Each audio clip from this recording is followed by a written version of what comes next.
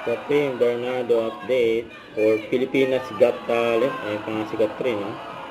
Kasama naman dyan pa yung mga judges. Ayun sila Donnie, Eugene Domingo, FMG, saka si Catherine Bernardo. Ayun. Gentleman talaga si FMG, kay Catherine. Kaya yung outfit ngayon ni Catherine, no? Laging pinag-aanggaan ni Catherine.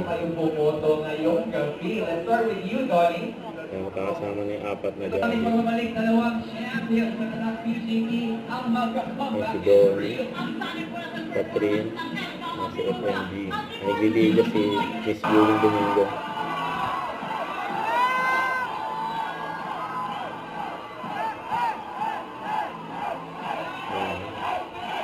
Mga tao sa audience, mga fans ni Catherine.